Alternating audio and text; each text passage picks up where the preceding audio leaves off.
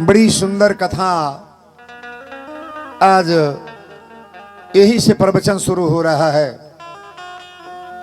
अपना जिला के बगल में यापन जिला है कुशीनगर। कुशीनगर जिला के बाद एगो जिला बा गोपालगंज। गोपालगंज जिला देखा था ना। गोपालगंज जिला में एगो जगह बा थावे। थावे के रहे वाला रहसू भगत के जन्मस्थली यही जुका बा गोपालगंज के। रहसू के जन्म थावे से पूरा एगो जगह बा घोड़ा घाट जहाँ माई आइल बड़ी तो हरजन परिवार के बालक हवा। जहिया जन्म भइल तो इनका गोड़ पर त्रिशूल रहल, पैर पर त्रिशूल के चिन्ह रहल।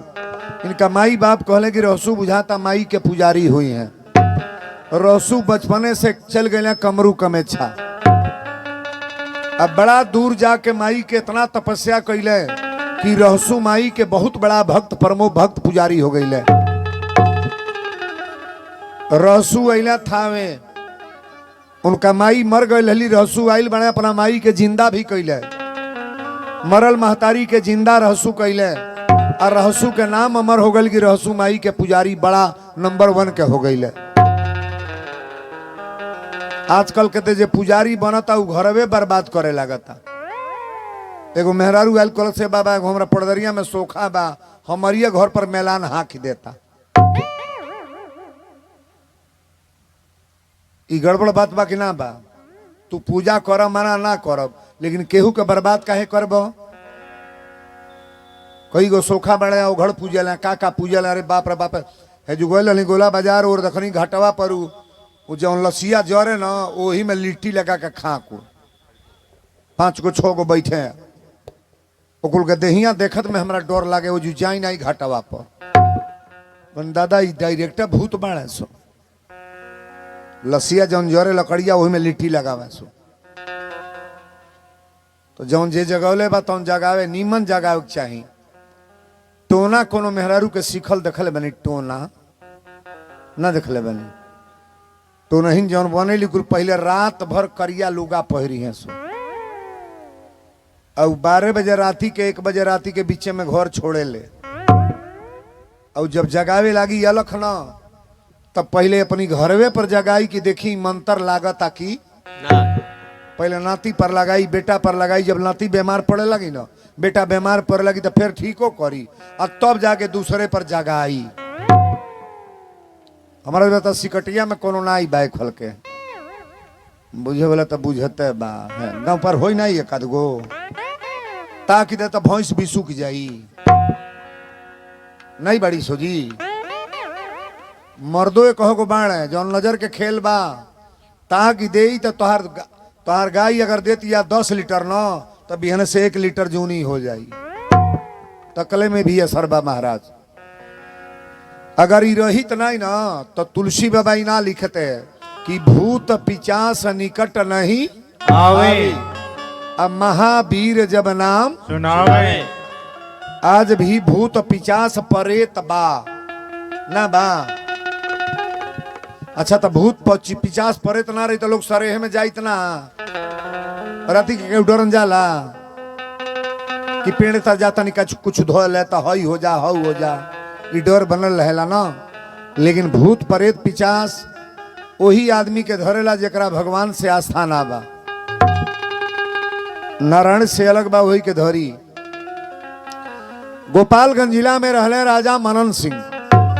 अब मनन सिंह के कई हजार बीघा खेत रहल। मनन सिंह के तूती बोलत रहे।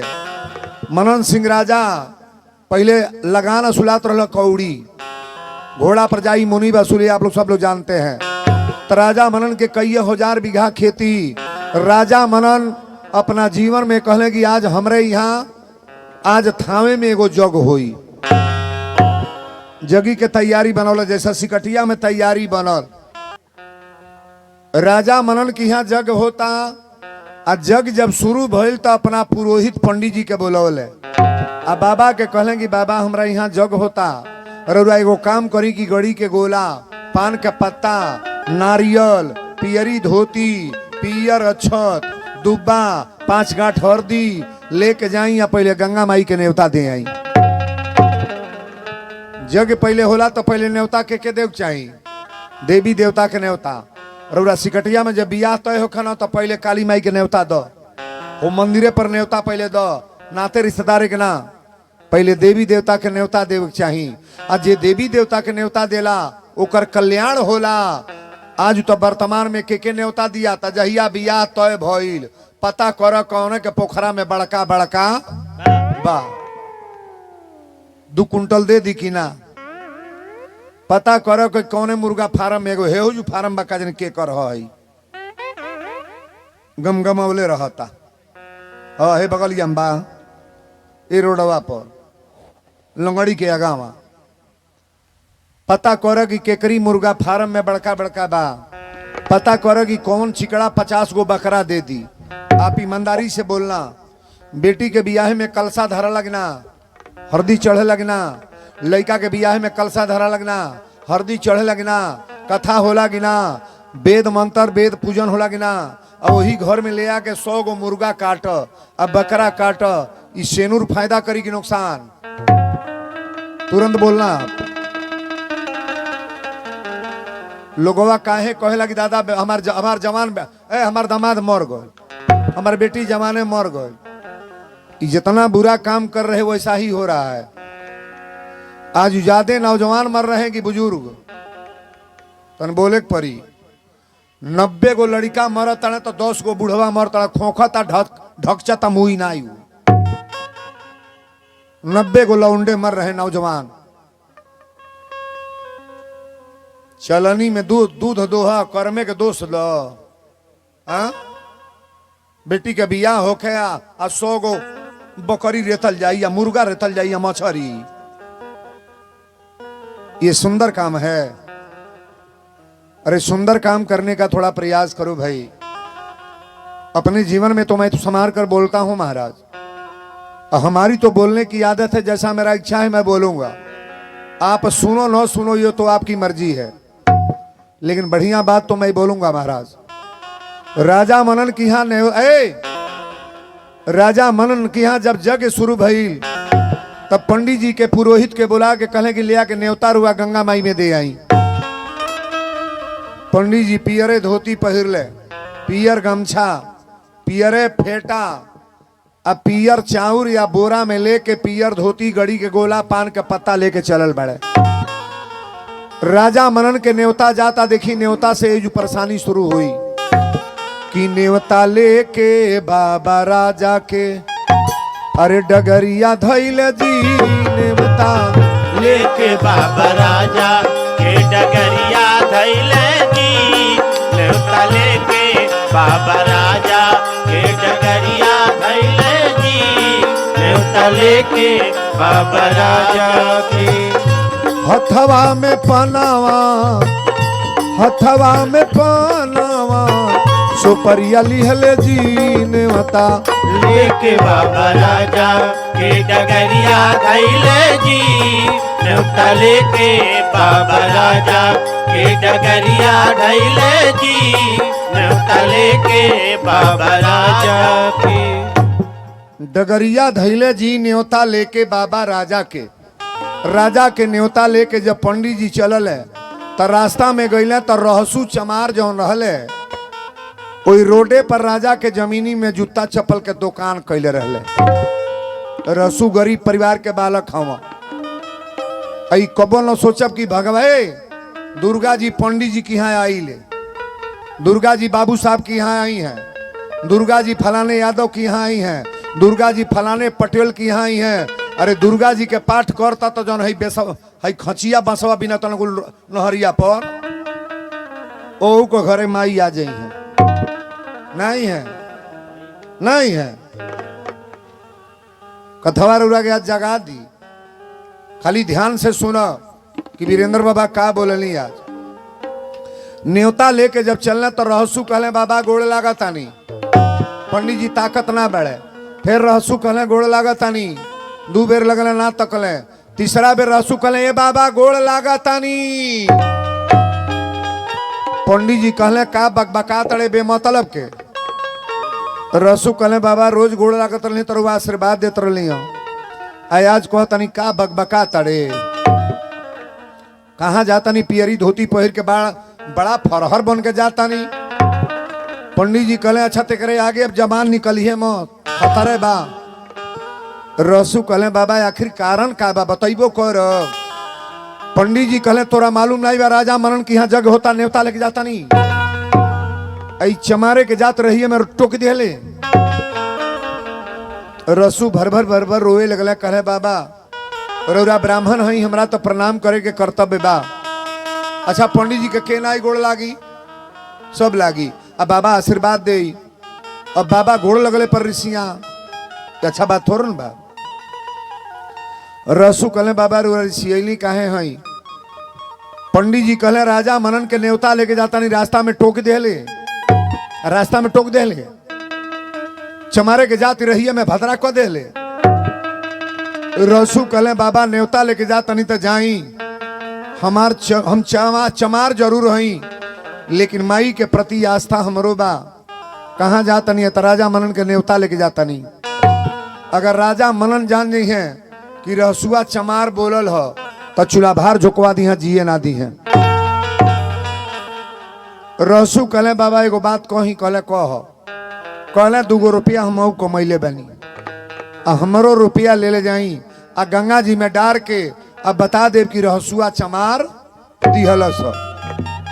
पंडित जी कहले ते निगराले पगलाइए गल बड़े का। राजा की न्योता के साथे चमारे के पैसा जाई। राजा के न्योता के साथे चमार के पैसा ले जाए राजा हमके जिए दी है कि मुआ दी है। रसू भर भर रोए लगले कहले ए पंडित जी रौरा बताए वीरेंद्र बाबा के कोनो मुर्गा काट के ले आके पैसा दे तो लेब कि ना ले मछली बेच के कोनो पैसा है जो दे तो लेब कि ना लेब। अंडा बेच के दे तो लेब कि ना लेब। मर्डर को के कोनो दे तो लेब कि ना। अच्छा तो बताई पैसा में छूतिए नहीं बा आई जाति में छूत हो गई है। बहुत लोग कहला हम बड़का जात हई बड़का हई ई छोटहन जात बा। भगवान के नजर पर छोटा बड़ा कोई नहीं होता है सरकार। सिया राम मैं सब जग जानी आ करहूं प्रणाम जोर जुग पानी। पंडित जी कहले कि बताओ चमारे के पैसा राजा के नेवता के साथे जाई चमार की पैसा लेके जाई आ राजा जान जाइए तो हमके जिए दी है कि मुआ दी है। रहसू कहले राउर मर्जी ले जाइब चाहे ना ले जाइब हमार तो फर्ज बा कहता नहीं है। पंडित जी कहले दे एकार कर दे लेकिन केहू से बताई है मत। तोर पैसा ले जाए अब मन पड़ जाए तो गंगा जी में छोड़ दे बता दे कि रहसुआ चमार दे ले बा आ ना मन पड़ी तो तोर पैसा ले आके तोके दे दे। पैसा लेके गईला घाटे पर अब देखा 2 रुपया बवाल करता कि न्योता लेके बाबा राजा के अरे डगरिया धइल जी नेवता लेके बाबा राजा के डगरिया धइले जी नेवता लेके बाबा राजा के डगरिया धइले जी नेवता लेके बाबा राजा के। हथवा में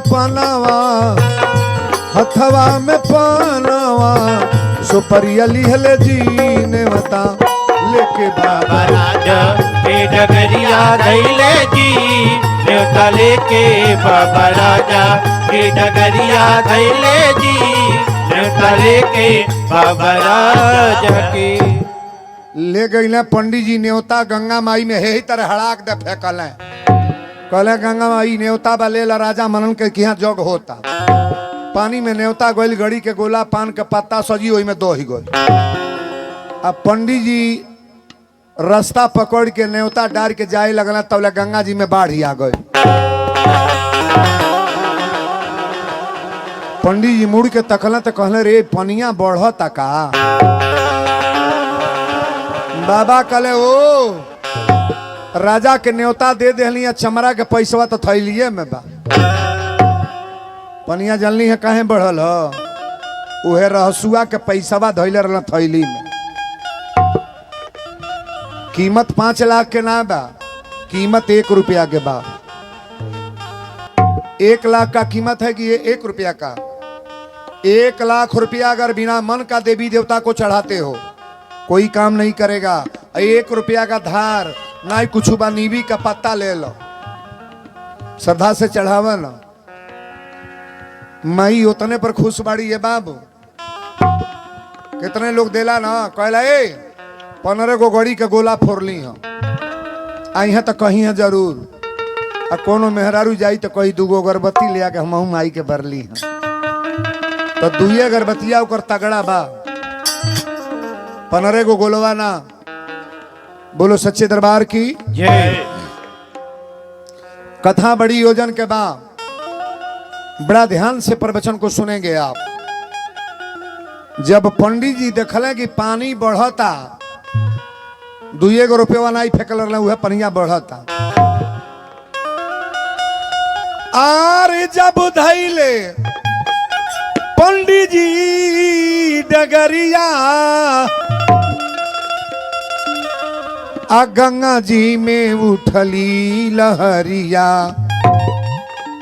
कि अरे बाबूजी है, अरे बाबूजी है, अरे मन मन पंडित जी विचार लेरा। अरे बाबूजी, अरे भाई जी, मन मान पंडित जी विचार लेना। अरे बाबूजी, बाबूजी, अरे भाई जी, मन मान पंडित जी विचार लेना। अरे बाबूजी, अरे भाई जी, मन मान पंडित जी विचार लेना। बाबा कहले बुझाता रहसुआ के पैसवा थैलिया में बा, यही से ही गंगा जी के पानी बढ़ियाइल हो। कहला चमारे के जाती है, देले बात ले चल तनी गंगा जी में छोड़ दे। ऊपरे के मने ले गईला बाबा हे तर निकलल आ कहला गंगा मैया उ बड़का नेवता जौन बोरा के रहल न, उ राजा मनन के नेवता रहल। आई चमारे के पैसा है तक पानी में देता नहीं, रसुआ चमार देले बा, यही तरह पानी में फेंकल है। आ जे फेंकल है तौले गंगा जी में से 2 गो हाथ आइल, पैसा रोका गई।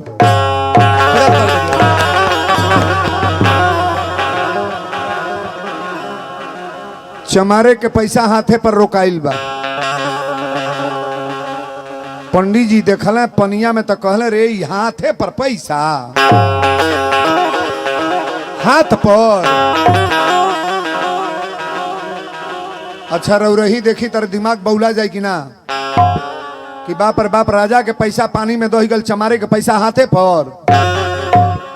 पंडित जी 2 डेग आगे बढ़ के ताकत आने की काजनी पानी में हथवा चलिए जा, लेकिन 5 मिनट तकले वही तरह हाथे पर 2 गो रुपया रुकल बा। पंडित जी तुरंत गिर के बेहोश हो गई। जैसने अगर आइल गई वैसने बुताइयो गई। ए बाबू पंडित जी गिर गई। देखी भाव अगर बा न, जिनकी रही भावना जैसी प्रभु मूरत देखे तिन तैसी। ए बाबू जौने तर से आपन विश्वास आपन विचार आप अपने को सुधार करके काम करोगे वैसा ही बढ़िया होगा। ये डॉक्टर लोग दवा दे रहे हैं ना, परमात्मा का अंश डॉक्टर होते हैं। डॉक्टर को दूसरा नंबर माना गया है परमात्मा भगवान, लेकिन डॉक्टर किनका नाम लेके सुई लगाएंगे? भगवान का। ये दवा देंगे, पढ़े लिखे जरूर हैं, लेकिन नारायण की कृपा इनकी दवा सूट करेगी कि नहीं। अच्छा 50 करोड़ रुपया ले लो, किसी मरीज को बचाना है, बचा लोगे? बचा पाओगे? अब बिना पैसा का मरीज बच सकता है कि नहीं? डायरेक्ट मान लो कि होई हन वही जो राम रची राखा, को करी तर्क बढ़ाव ही शाखा। आप विश्वास पहले करो, आप पहले भगवान पर विश्वास करो। डॉक्टर लोग बिना पढ़े लिखे नहीं होते हैं, और पढ़ाई में दिमाग जो लगाते हैं ना, ये भगवान की असीम कृपा है। जो कोई एमडी बनता है, कोई सर्जन बनता है, कोई एमबीबीएस बनता है, अपने अपने को जो डॉक्टर पढ़ते हैं, डॉक्टर की पढ़ाई में बड़ी मेहनत है महाराज। ऐसे ही नहीं दवाई देते हैं। अब तो बिना पढ़लो डॉक्टर हो जाता ना, लाल पियर करिया गोली चिन्हा देता है। एगो हमरा इलाका में एगो डॉक्टर है, कंपाउंडर से कहलस कि बुखारे के ललकी गोली है, हरियर की पियर की। वो बतौले रहले दादा, गोली के बेगोली दे दिलस, लड़का मर गए।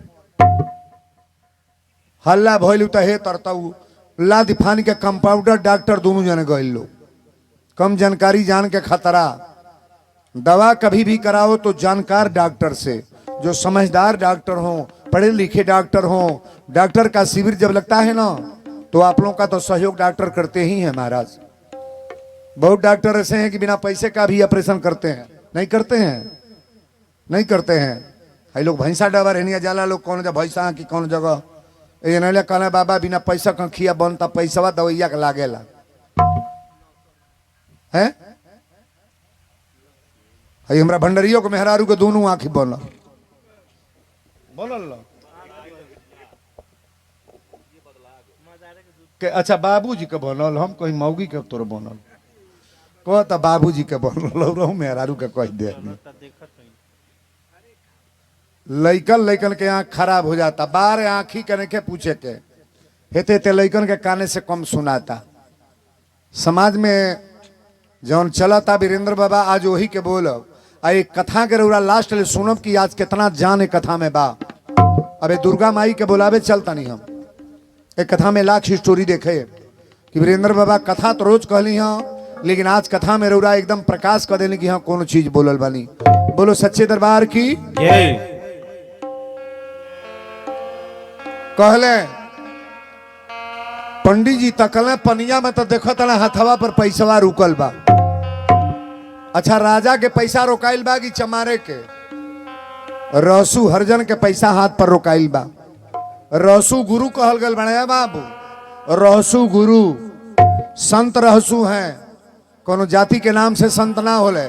आप अयोध्या चले जाओ, जहां हरिजन बैठी वो जो वीरेंद्र बाबा भोजन प्रसाद पावे बैठी हैं। साधु की कोई जात नहीं होती है ना। इत हमनी का नौटंकी बात हो जाती है, हो जाती हो जात हो जात। लेकिन परमात्मा की दरबार में कोई साधु की जात नहीं होती है महाराज। बोलो सच्चे दरबार की जय। पंडित जी जब देखले हथवा तो टप दे गिर के बेहोश हो गई। जैसने अगर आयल गई वैसने बूता गई। पंडित जी कही कि राजा घरे जग बा, निमन न्योता मिली, विदाई मिली, आई चमारे के पैसा ले जब तक का मिली। लेकिन बाबा बुझ नहीं पौला दादा 2 रुपया जगा दे, 2 रुपया श्रद्धा से जौन श्रद्धा से दौन औरत कपूर जलाई, पूड़ी छानी, श्रद्धा से माई के पूजा करी, ओकरे घरे माई के कृपा होई। आ ऊपर के माने डुप्लीकेट पूजा होई। को कराही चढ़ाव, कोनो फायदा नुकसान करे वाला छानल कर। पंडित जी बेहोश हो गए। अरे बेहोश भइले बाबा जी, अरे बेहोश भइले बाबा हो, बेहोश भइले। नाही रहल देहिया में जोश हो, ई होश में बेहोश भइले बाबा जी। नाही रहल देहिया में जोश, ई होश में बेहोश भइले बाबा जी। नाही रहल देहिया में जोश, ई होश में बेहोश भइले बाबा जी। नाही रहल देहिया में जोश, ई होश में बेहोश भइले बाबा जी। नाही रहल देहिया में जोश, ई होश में बेहोश भइले बाबा जी। बोल दी गंगा महारानी की। जय। अरे एक बात बताई, गंगा जी में चोर स्नान करे लगी ना नहाला, डाकू नहैला सकिना, कुम नहैला स, स्मगलर नहैला सकिना, नहैला स, जो रोज मर्डर करता उ नहैला सकिना, आ साधुओ नहैला सकिना। तो गंगा जी में नहाइल केकर कल्याण हुई? जौन बुरा करता कहो रातों दिन लगौले बजौले के फेर में बा। गांव में कैसे मर्डर करवा दी, कैसे झगड़ा करवा दी, केकर छेकवा दी, के मुकदमा कायम करा दी। वो गंगा में नहा ली तो पवित्र हो जाई। पहले विचार बदलने का प्रयास करो।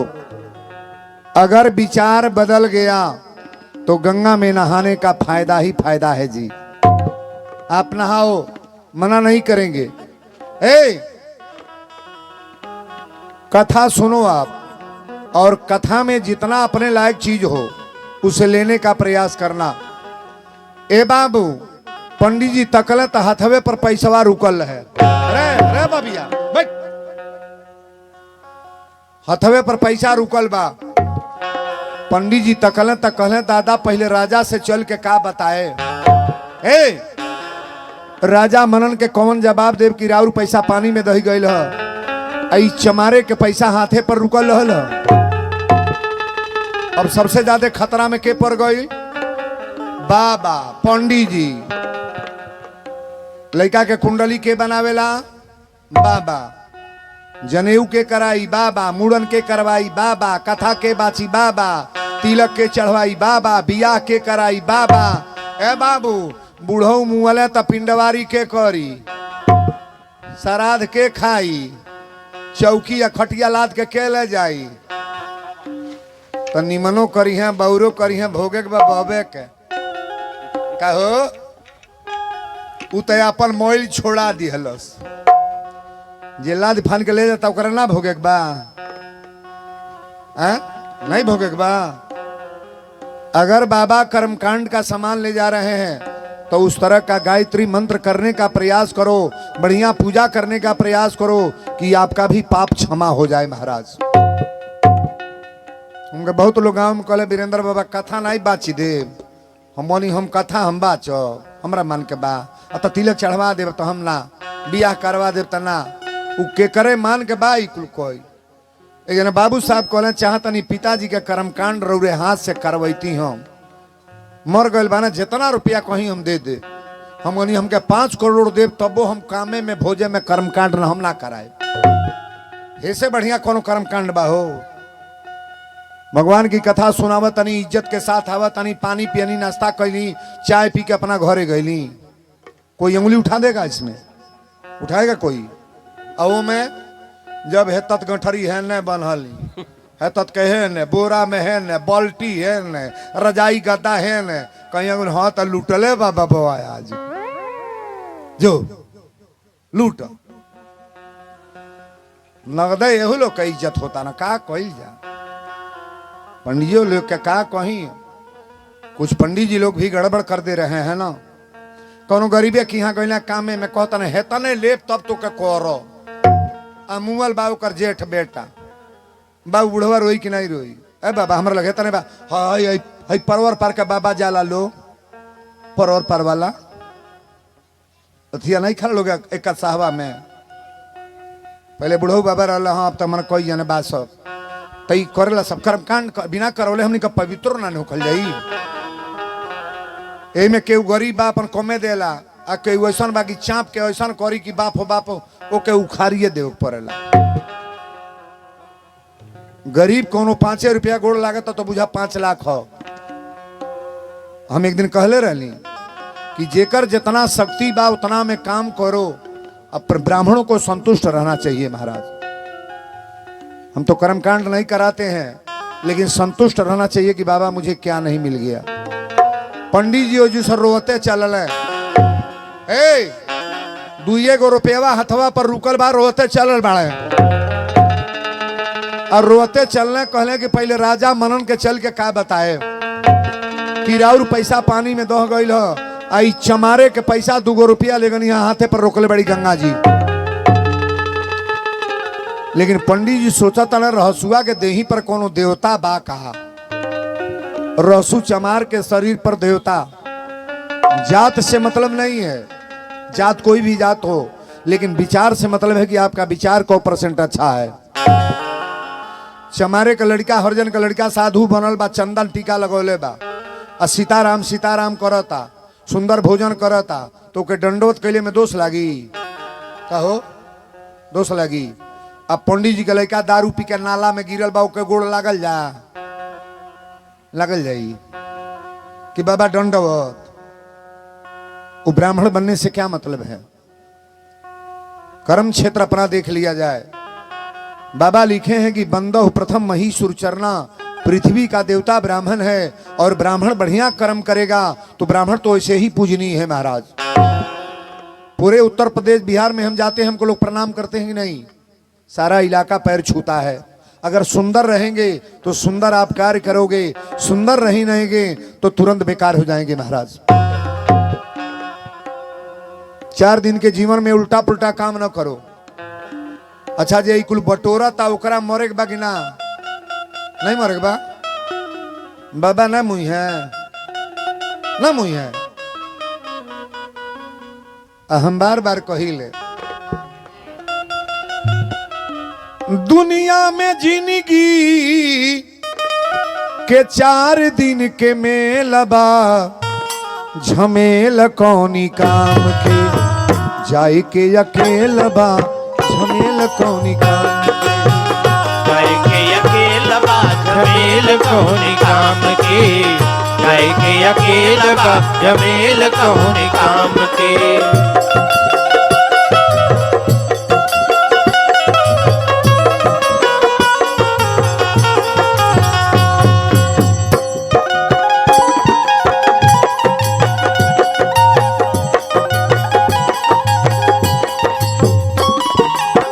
अकेल झमेल कौने काम के जाए के अकेल झमेल कौने काम के जाए के अकेल झमेल कौने काम के जाए के अकेल बा झमेल कौने काम के।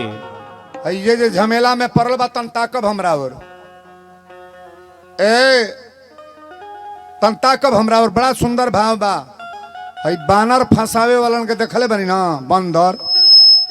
बंदर फंसावे वाला 10 गो गगरी लेके आई हैं। सो गगरी आ पातर पातर मुहवा गगरिया कर रहेला, वही गगरी में चाना डार दी है। सो ताकब हमरा और गगरी में चाना डरले बा आ गगरी के मुंह बा कैसो हाथ पेशा जाई, कैसो बानर के हाथ देखले बनी पातर पातर होला।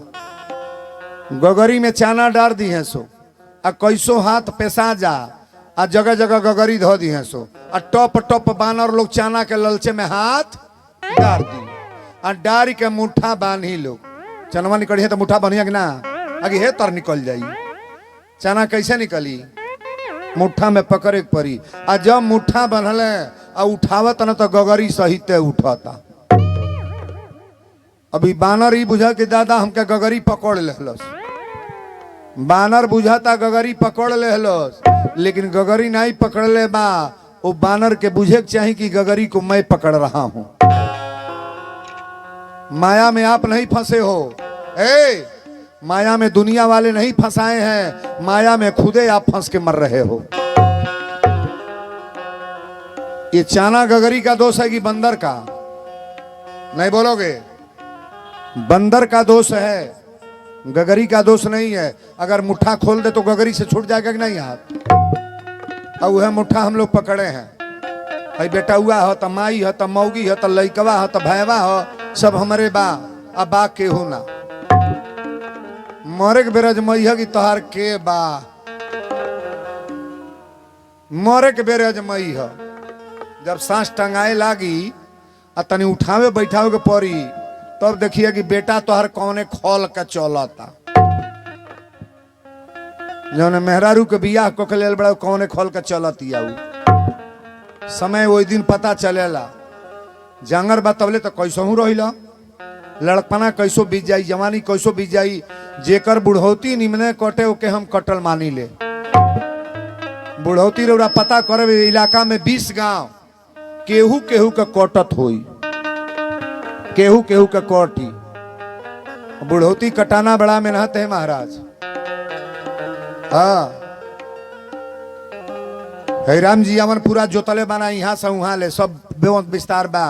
4 गो बेटा बाड़े सो, लेकिन जहिया इनके बुढ़ौती निमने कटे लगी तहिया पूछिए का हो तार नी कटता न हो।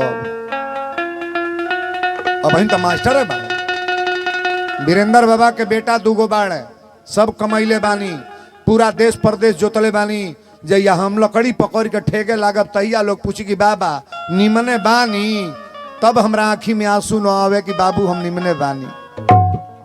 तब जानब कि हाँ बाबा कमैले बाड़े। इतनी पर तो जांगर बात तो कोई है महाराज नहीं है, गलती ना होता हो। अरे मैं कई गो बूढ़ ऋषिया तड़कुल भीतर दादा का बोलतन जे आइल बा ओकर दिमागवा बदल देब हम तनी अंतर तने बाकी गर्मी के मौसम में पड़ गल भाई फरवरी मार्च के जगह रही हे जो खड़ा होकर तो जगह ना रही। बोलो सच्चे सच्चे दरबार की जय। पंडित जी रोते गईला राजा के दरबार में गेटवा पर 2 गो सिपाही रही सिपाहियन से कहले राजा मनन है सिपाही कहले हाँ सरकार रोवत कहे बनी बाबा कहले जाके राजा मनन से बता दा कि पुरोहित पंडित जी आयल बड़े। राजा मनन जब सुनले कि पंडित जी रोवत अड़े कुर्सी छोड़ के राजा दौड़ल बड़े और राजा जाके पूछले कि बाबा रोवत कहे बनी कोनो राजा के सामने कोनो ब्राह्मण रोवे तो ये अच्छा बात बा है। राजा वही के कहल जाला जेकरा प्रजा कभी सुखी रहे महाराज। राजा के राज में कोई गरीब ना हो कोई बिना खाना खाए ना सोए कोई किसी परेशानी में न रहे उसी को तो राजा कहते हैं। राजा मनन कहले कि रोगा का भइल पंडित जी कहले कुछ ना भइल बा कहले रोवत कहे बानी पंडित जी कहले राजा मनन एक बात बताई हम असली बात बताई तो हमके जान से मारब ना न कहले ना मारब खोल के बताई कि का कारण बा। पंडित जी कहले सरकार राव न्योता लेके गईली हाँ तरौरी जमीनी में रहसुआ चमार दुकान कैले बा कहला सर ए बाबा गोड़ लागी ए बाबा गोड़ लागी 4 बेर बोलल आज हम ना तकली हाँ हमारे लगे उठ के चल गई कहल सब बाबा रिसियाल बानी हम कहनी रिसियाल ना बानी तो ये महाराज 2 गो रुपया दिहल कहल कि ले जाई आ राजा के न्योता पानी में डारब तो हमरो न्योता फेंक दे अब बता दे कि रहसुआ चमारी पैसा दिले बा। राजा मनन कहले कि हमारी राजा के न्योता के साथे चमारे के पैसा चमार के पैसा एक काली माई के स्थाने पर कोनो डोमिनियो पूजा कर सके कि ना करी हो नहीं करी के कोई दी हमारे बपौती हो भगवान के दरबार में जो घाटे पर वो जो डोमिन ना जाके पूजा करी के हिम्मत नहीं खे बोल दे कि ये दरबार मेरा है। भगवान के नजर पर एक चश्मा होता है। राजा मनन कहले आगे बताई तो चमारे के जाति पैसा हमारा न्योता के साथे दियल पंडित जी कहले पूरा सोनी न लेके गईली हर और न्योता पानी में फेंकली है टॉप दे दो गई गड़ी के गोला पान के पत्ता सारा आइटम दही गई और लौट के आवे लगली तो ले गंगा जी में बाढ़ आ गई। आ जब बाढ़ आए तो कहनी दादा पानी दरिया बढ़त कहे भाई कहली ओ रहसुआ के पैसा थैलिए में बा। पंडित जी कहले तब का भइल तब का भइल जनली हाँ लौट के गईली हाँ राउर पैसा पानी में फेंकली है अच्छत या गड़ी के गोला पानी में दह गई और रहसुआ के पैसा फेंक के कहली है गंगा माई ई ले ल रहसुआ के रसुआ चमार देले बा ई न्योता कबूल कर। दोनों हाथ उठा के हाथे पर रोक ले ली है।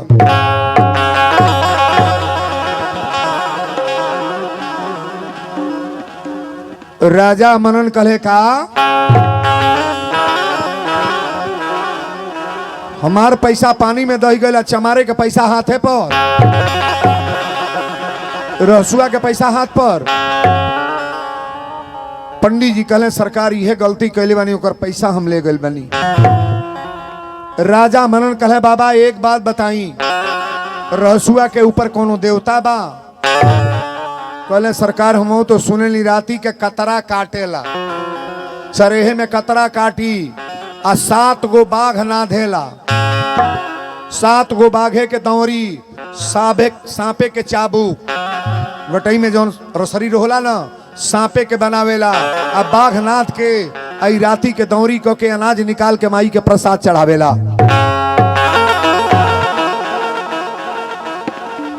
राजा मनन कहले का ई भगवती के प्रसाद चढ़ावेला बाघे के दौरी नाथ के। बाघ सवारी के कर बाघ सवारी के कर दुर्गा माई के सवारी है। राजा मनन तुरंत कहले कि सिपाही 4 गो सिपाही अइले कहले हाँ सरकार कहले रहसुआ के हथकड़ी लगा के पहले ले आवे लोगन। अब देखा है बाबू, भगवानों के कृपा जेकरे ऊपर बा वो सतावल जाता।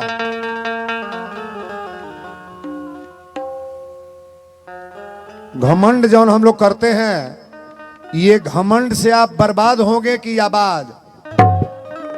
सुन लो, झगड़ा जौन कोई जाला, झगड़ा फायदा कर लगी नुकसान। बोलो अच्छा, तो पहले जे लड़ेला पहले ओकर नुकसान होला कि बाद वाला का? अब हे तर सुन लो, हई 12 नंबर के गाड़ी जौन पुलिस को बोलावल जाता, तब पहले जे बोलाई ओसे रुपया ली है, कुल जे नहीं बोलौले बा ओसे। पहले जे बोलौले बा ओसे लब दे घुमावल लोन मोबाइल। अब तो इतनी पर मौगिए बोला दे तड़ गुल्हाए दे। कई गो मेहरारू लड़ाकू बाड़ी भोर गांव से लड़ी हैं सो, आ झूठे पुलिस बुला दी हैं सो। एजू नन के बा हो ए गांव पर एक आदमी मिल के सीखे के चाहिए बात। मेहरारू कौन की रोज पुलिस ना बोलावे। कई मेहरारू तो मर्दे के ऊपर थाना पुलिस को के बोला देता सो, आ जेली में जाता था अपनिए जाके छोड़ो तू बा। मेहरारू कौन की मर्दे के पानी पिया न दे, पथले के पूजो या मर्दे के भूजो। पत्थल पूजो मर्द भूजो, इन नारियों का कर्तव्य नहीं है। आपसे मैं निवेदन करूंगा, कभी भी भविष्य में अपने पति का अपमान करने के चक्कर में मत पड़ो आप। क्योंकि आज कराई उराई चढ़ाओगे भाई, आधा लोग कम बा, लेकिन जितना लोग बा पहले प्रेम से सुनिएगा। बोलो सच्चे दरबार की जय। राजा मरण कलंक सिपाही जाके पहले रहसुआ के हथकड़ी लगा के ले आवे लोगन। रहसु गुरु के लगे बाबू, दुआरी पर 4 गो सिपाही राजा के गईले। रहसुआ बहु दुआर बहारत रहे, कलश की आप लोग कहाँ आइल बानी? अत राजा मरण के दरबार में चले। रहसु कहाँ बड़े जाके कलश कुछ कहले बानी का? राजा मरण के यहाँ दरवाजा पर बुलाहट बा। रहसु रोवे लगले, कहे माई दुर्गा अपन दिखा दिल बड़ू आंगच का तू। रहसु बुझ गईले, रहसु बुझ गईले। अच्छा कब्बो जीतल बा त घमंडी व्यक्ति जीतल बा कि भक्त जीतल बा? भक्त जीतेगा। आज आपके सामने एक कथा को दिखा रहे हैं। रहसु कांपे लगले, और राजा के सिपाही टप दे हथकड़ी लगा के रहसु चमार के लेके चले लगले। आर गईले डेराई रहसु, आरे गईले हो डेराई। आ काहे खाती राजा जी बोलौले बानी? काहे खातिर राजा जी बोलौले बानी? काहे खातिर राजा जी बोलौले बानी? गईले डेराई रहसु, गईले हो डेराई। आ काहे खाती राजा जी बोलौले बानी? काहे खातिर राजा जी बोलौले बानी? काहे खातिर राजा जी बोलौले बानी? राजा मरण कहले, रसुआ ईमानदारी से बोल, हमरे जमीनी में दुकान कर ले बड़े कि ना? कहले कैले बैली। कहले कि हमार ते बात माने ले कि ना? रसू कहले राजा हम मानी ले। राजा मनन कहले एक बात ईमानदारी से बोल, पंडित जी न्योता लेके गए हैं तो रास्ता में टोकले हैं? रसू कहले हाँ टोकली हैं। कहले का कहले हैं? तो रसू कहले हम प्रणाम कैली हैं। राजा मनन कहले जब हमार न्योता लेके गए हैं तो रास्ता में काहे टोकले हैं? रसू कहले राजा एक बात बताई, ई पंडित जी रौरे भर हमें कि हमरो हम? राजा के लगभग कौन जवाब दे दी है? कहो वीरेंद्र बाबा एक के जने हम जौन कथवा कहता है अगी पूरे ऑल इंडिया के हैं। रहसू कहले कि पंडित जी रौरे भर हम के हमरो? राजा मनन कहले तोरो हम। रहसू कहले हम प्रणाम ना कर सकीले, रोज प्रणाम करते आशीर्वाद देते रह, आज नहीं दिला तो हम खड़ा हो गई हाँ। कहले अच्छा तो ठीक बा, प्रणाम कैले बात अच्छा बा, लेकिन एक बात बताओ, प्रणाम कैले ह हमारी न्योता के साथे चमारे के छुतका काहे लगोले पैसा देले हो। रसू कले राजा मनन होश में बानी कि ना रहुआ, पैसा में कहीं दुनिया में छूत सुन ले बानी है कहीं छूत कहो। वो काली माई के लगवा आ के कोनो जाति हो का कैसनो आ कैसनो रुपया लेके चढ़ावे तो जो छूत बा ठीक बा देही से छूत मानतनी। हम पैसा देनी है कहीं बाबा ले जाइए गंगा माई में छोड़ दे का पे जाई कहली हाँ। राजा मनन कहले गे रहसुआ एक बात बोल, ठीक बा गईले है पैसा छोड़ा गईल तो हमार नेवता गईल, हमार नेवता पानी में दही गईल, हम बड़े आदमी हई आ तोर पैसा पानी में हाथ निकाल के रोकल हो। रसू रोवे लगले कहे माई दुर्गा ई तू कौन कमाल का देलू, तोर पैसा के रोकल हो। रसू कले सरकार हमरा का पता बा के रोकल हो। राजा मनन कले ईमानदारी से बोल कोनो देवी के पूजा करे ले। रसू कले हाँ सरकार माई के पुजारी हई, हम माई के पूजा करी ले। राजा मनन कले पहले बताऊ राती के कतरा काटे ले, कहले हाँ काटी ले। सांपे के दौरी ना धे ले, सांपे के पगहा बना के बाघे के दौरी 7 गो बाघ के दौरी करे ले रात के। कहले हाँ सरकार हम दौरी ना धी ले, बाघे के दौरी सब है ना दी। माई के सवारी है दुर्गा जी के, जेकरा ऊपर माई के कृपा बा उहे दौरी चलाई। राजा मनन कहे रहसुआ आजे तोर पतन बा। रसू कहे कि राजा हमार पतन होई कि ना होई लेकिन आपन पहले तू सोच ल। बाबू हेके त बांधे परी हो कहाँ गई लोग ए जग जीवन तल्ले भलो सीढ़िया मंगाई बा बनवा मुंह पर आवता टॉप टॉप। राजा मनन कहले कि आजे तोर पतन बा, तोर नाम आज मिटा देव भाई धरती पर से। बहुत लोग कहले कि हम तो के बर्बाद कर दे, ना में तो के जिए ना दे, धुआं फेंका दे बिहने। तो जे कहेला पहले उहे फेंकेला। ए बाबू होश में कभी बात किया करो आप, केहू के मरले मुँहले के फेर में ना पड़। तू आपन सोच ले कि तोहरो मुँह के बा कि ना। राजा मनन कहले कि रहसुआ एक बात बताओ, हमार पैसा पानी में दही गल, तोर पैसा हाथे पर रोकाइल है, तू के रहल है। रसू चमार कहले कि राजा मनन एगो बात सुन ली, हमरा से एक गो निवेदन करब, हम माई दुर्गा के पुजारी हैं। ए चैत रामनवमी या कुआर के महीना में परमानेंट माई हमरा कपार पर रहेली। आ जवन हम कहिले दुर्गा माई हमार कहल कहिले बाड़ी माई के परमो पुजारी भक्त हई। राजा मनन कहले कतरा काटे ले, कहले हाँ। सांपे के चाबुक बनावे ले तो हाँ, आ तो बाघे के दौरी ना दे ले तो कहले हाँ। राजा मनन टप दे तलवार निकाल ले। कहले रहसुआ एक बात सुन ले, आज अपनी दुर्गा के बुलाओ, तोरी दुर्गा के तोरे सामने देखब कि तोर माई कैसन बाड़ी। इतना धनाट आदमी हमरा के दुनिया के लोग जाने, हमार पानी में गईल है नेवता तो पानी में दही गईल है, और तोरे ऐसा चमारे के पैसा हाथ पर रोकाइल है। राजा मनन जब तलवार लेके उठल, अब गरीब आदमी रहसू तक कांपे लगले। कहे राजा ई रउरा का करतनी, अरे मारही के बात रुआ हमके मार के हमरा ऐसा गरीब के का कर, हमरा ऐसा गरीबे के मुआइए देव तक का मिली। राजा मनन कहे मारब नहीं, बुजुरी बुजुरी काट दे बब्बे, अपना दुर्गा के बुलाओ, तोरी दुर्गा के देखो। रहसू कले राजा मनन माई के बुलावल ला जाला, अगर माई आ जाई है तब पतन हो जाही। राजा कले चुप, बुलाओ अपनी माई के, तोरी दुर्गा के देखे।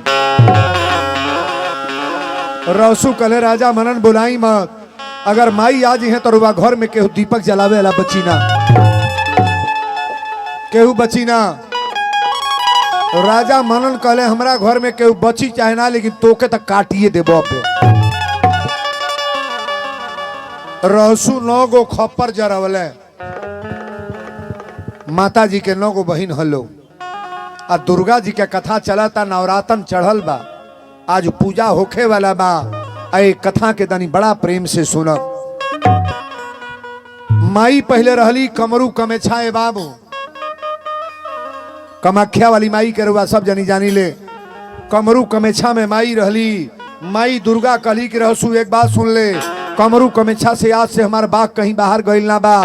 आज पहली बार हमरा आवे के बा, राजा मनन के सिखा देना तैयार जब तक बर्बादे बाड़े।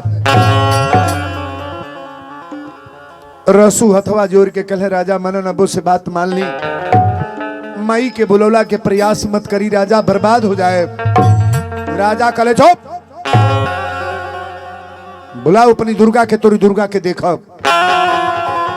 रहसू 9 गो खप्पर धारी कपूर डाल के आई है, पियरी धोती पहिर के रहसू बैठल है। कहे माई दुर्गा तू आव,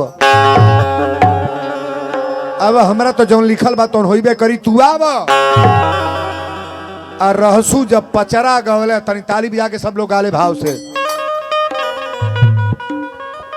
अरे रहसू बैठले आसन मारी, रहसू बैठले आसन मार, किया हो मैया किया रे दुर्गा, किया हो देवी आई के बचावाला जो हमारा नियरा, आई के बचावाला जो हमारा नियरा, किया है मैया आई के बचावाला जो हमारा नियरा। पापी दुश्मनवा तने ला कटारी, पापी दुश्मनवा तने ला कटार, पापी दुश्मनवा तने ला कटार। किया रे दुर्गा किया हो देवी, किया रे मैया आई के बचावाला जो हमारा नियरा, किया रे मैया आई के बचावाला जो हमारा नियरा, किया रे मैया आई के बचावाला जो हमारा नियरा, किया रे मैया आई के बचावाला जो हमारा नियरा। जब रहसू पचरा गौले तो दुर्गा जी कहली चल दिल बनी। अब कमरू कमेछा से माई चलल बड़ी है बाबू बाघे पर सवार होके। कमरू कमेछा से गइल बड़ी कलकत्ता शहर में। काली के नाम रुआ जानले बनी कि ना? काली माई का स्थान कहाँ बा? कलकत्ता शहर में। गौर से सुनिएगा, पूरे विश्व लेवल की बात मैं बोल रहा हूँ। काली का स्थान सबसे जगता स्थान है कलकत्ता शहर में। काली के नाम से मैया जानल गईली। लेकिन भगवती जब चलल बड़ी तो कहली है रहसू राजा मनन के एक बार समझा देना तो बात गड़बड़ा जाई, समझाओ। लेकिन माई जब बाघे पर चढ़ के कमरू कमेछा से कलकत्ता चलली तब माई के भाव वीरेंद्र बाबा बतौले। अरे कमरू से चलली भगवती कलका ता सहरिया में, सुन ले मैया के बखान लेना। रामा हो सुन ले मैया के बखान लेना, रामा हो सुन ले माई के बखान लेना। पापी दुश्मनवा राजा माने न कहनवा, माने न कहनवा, माने न कहनवा ना हो। पापी दुश्मनवा राजा माने न कहनवा, न कहनवा माने न कहनवा ना हो। बघवा पर भैली हई सवार नेरा, रामा हो भगवा पे भैली है सवार नेरा, रामा हो भगवा पे भैली है सवार नेरा। अरे थर थर कांपे बाबू रहसू के शरीरिया, रहसू के शरीरिया, रहसू के शरीरिया ना हो। गर्दन पर तनल तलवार ने, रामा हो गर्दन पे तनल तलवार मेरा, रामा हो गर्दन पे तनल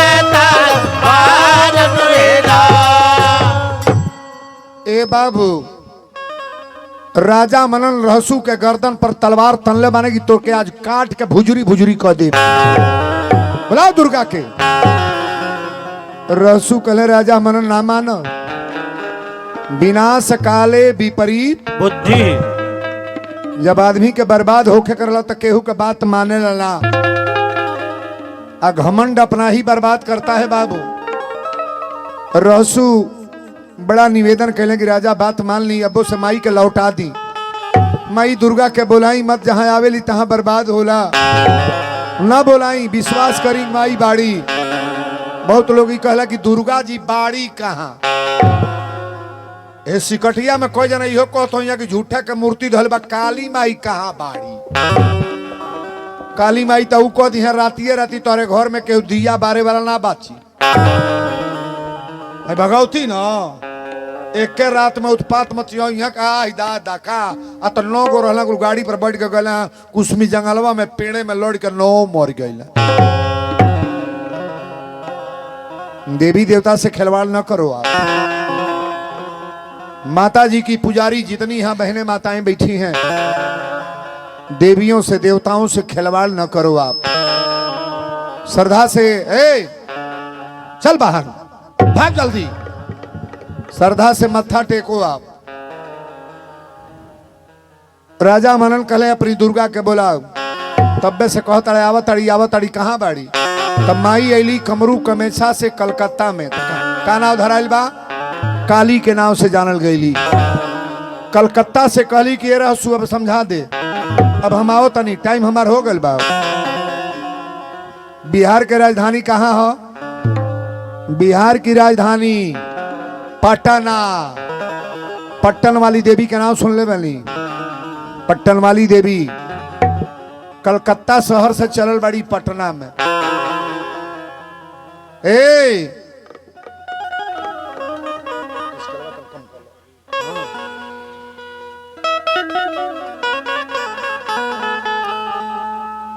कलकत्ता से जब चलल बड़ी पटना शहर में, तब माई का लीला बड़ा अजीब हो जाता है।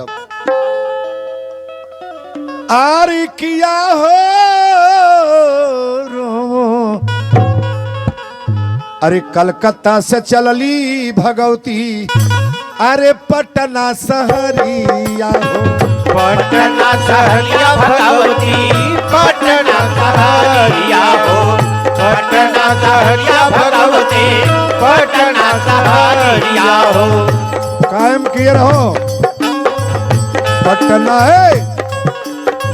कलकत्ता से चलली भगवती, पटना शहरिया हो। पटना शहरिया भगवती, पटना शहरिया हो। पटना शहरिया भगवती, पटना शहरिया हो। सुन ले माई के बखान नेरा, पिया हो रामा, रामा हो। सुन ले माई के बखान तेरा। पापी दुश्मनवा राजा माने ना कहनवा हो। माने ना कहनवा है राजा, माने ना कहनवा है। माने ना कहनवा है राजा, माने ना कहनवा हो। पापी दुश्मनवा राजा मन लेना कहनवा हो। माने ना कहनवा है राजा, माने ना कहनवा हो। माने ना कहनवा है राजा, माने ना कहनवा हो। अरे बघवा पर भैली है सवार नेरा, पिया हो रामा, हे रामा हो। बघवा पे भैली है सवार नेरा। गावेले वीरेंद्र ये बाबा दुर्गा के कथानिया हो। दुर्गा के कथनिया है बाबा, दुर्गा के कथनिया है। दुर्गा के कथनिया है बाबा, दुर्गा के कथनिया है। गावेले तिवारी बाबा कथनिया हो दुर्गा के कथनिया ए बाबा दुर्गा के कथनिया हो दुर्गा के कथनिया ये बाबा दुर्गा के कथनिया हो दुर्गा के कथनिया ये बाबा दुर्गा के कथनिया हो सुन ले ई मैया के बखानन ए राम किया हो रामा हे रामा हो सुन ले दुर्गा के भयानन मेरा जे करे पर फेरी है बाबू देवी माई नजरिया हो देवी माई नजरिया ए बाबू देवी माई नजरिया हो देवी माई नजरिया ए बाबू देवी माई नजरिया हो जे करे पर फेरी है बाबू शीतला माई नजरिया हो शीतला माई नजरिया ए बाबू शीतला माई नजरिया है शीतला माई नजरिया ए बाबू शीतला माई नजरिया हो अरे नैया न डूबी मजधार नेरा किया हो रामा हे रामा हो नैया न डूबी मजधार मेरा ए बाबू कलकत्ता शहर से माई आयल बाड़ी पटना शहर में पट्टन वाली देवी का नाम आप सभी लोग जानते हैं राजा मनन तलवार उठौले बड़ा कहले अपनी दुर्गा के बुलाओ तोरी दुर्गा के देखे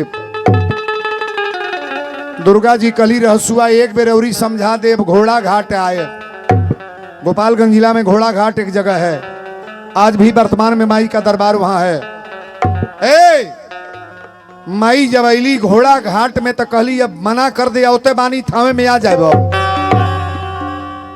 माई के आसन आई ले बाबू ए राजा मनन के हवेली आज भी गिरल बा ना थामे रउरा गइल बानी जगह ही ऊंच खाल बा कि ना ना बा उ राजा के मकान गिरल बा जौन ऊंचा नीचा बा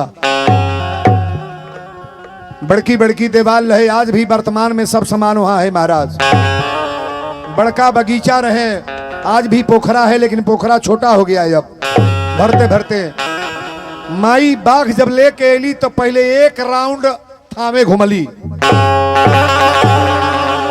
और ओकरे बाद राजा मनन के हवेली गिरे लागल घोड़सार गिरे लागल सारा घोड़ा मर गईले हाथीसार गिरे लागल हाथी मर गईली राजा मनन के बेटा परिवार के लोग मरे लागल 4 गो सिपाही गए कहले राजा मनन अब से रहसू से माफी मांग ली रहसू से माफी मांग ली राजा मनन कहले चुप ईर्खा पर अगर आ गल बनी तो एक दुर्गा के देखा एकरा में कितना दम बा नौकर चाकर कहले सरकार दम न देखी और सजी हवेली गिरगल बेटा नाती सब मरत दुर्गा माई जब अली रहसू के लगे तन ताकब हमरा और बघवा लेके 2 फेरा घुमली रहसू से कहली रहसुआ एक बेर और कहने देखा जाने मान जा राजा एक बेर और कह दे रहसू राजा के गोड़वा पकड़ के कहले कि राजा मनन अबो से बात मान लो माई दुर्गा सामने खड़ी बाड़ी राजा मनन कहले चुप दुर्गा जी कली एको बेर बोली है मत अब हमरा बोले के टाइम आ गई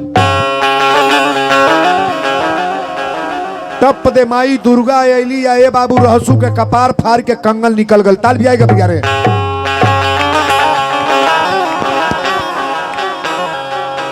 रहसू के कपारे पर यही तरह माई के हाथ निकलल बा आज भी वर्तमान में जाइएगा देखिए है कि नहीं है यही तरह माई के हथवा निकलल बा राजा मनन मरल ना बाड़े राजा मनन पंडित जी के बोलोले कहे बाबा रुराई बताई हाथ ही है जौने पर पैसा रुकल है पंडित जी रहसू के गोड़वा पकड़ के कहले रहसू हमके क्षमा कर ये हाथ है राजा ये हाथ है जौनी हाथ पर दुर्गा माई ई रहसुआ चमार के 2 गो पैसा ले ले रहली। देवी कहली दुर्गा जी ए राजा मनन, अब बोलते का देखल चाहत अड़े, केकर दर्शन कल चाहत अड़े। राजा मनन जब हाथ देखले तब पागल हो गई ले और रहसू के गोड़ पकड़ के कले रहसू हमके क्षमा कर दो। मई कली अपने भक्त के मुआ के तो के क्षमा कर, क्षमा कर, हमार भक्त मर गए तो के क्षमा कर। दुर्गा जी कली की ए राजा मनन, कभी भूल के अपनी जीवन में आपको मैं बता रहा हूं, कभी देवी देवताओं को आजमाने का प्रयास कभी मत करना। जे अजमौले के फेर में परलो कर पूरा खानदान स्वाहा। दुर्गा जी कली राजा मनन एक बात बताओ, तोरा हाथ लौकता? राजा मनन कले हम आई हाथ लौकता। दुर्गा जी कली तोरा विश्वास के पर ना रहल, कहले कि हमरा ई बुझत रहल चमारे के जाति हक्का जनी एकरा ऊपर माई आवे लिखी। दुर्गा जी कहली कबो जाति के फेर में न पड़ी है कि फलनवा जाति है एकरे अंदर भक्ति बाकी ना। अगर भाव से हमके पूजाता तो हरजन के घरे आ जाए, डोमे के घरे आ जाए, चौहान के घरे आ जाए, निषाद के घरे आए, पटेल के घरे आए। अगर भाव से ना पूजाता तो कोनो पंडित के दरवाजा पर झांके ना जाए।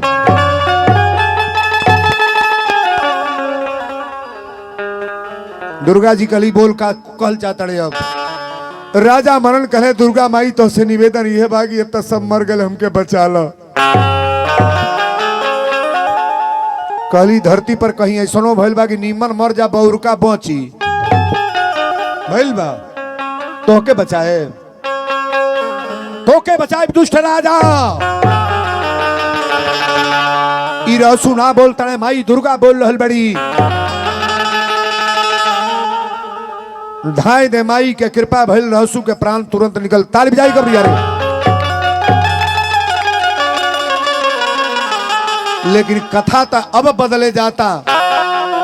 जब रहसू के कपारे में हाथ आइल बा, माई कहली रहसू ते चिंता मत करिए, धरती जबले रही तबले पहले पूजा तोर हुई।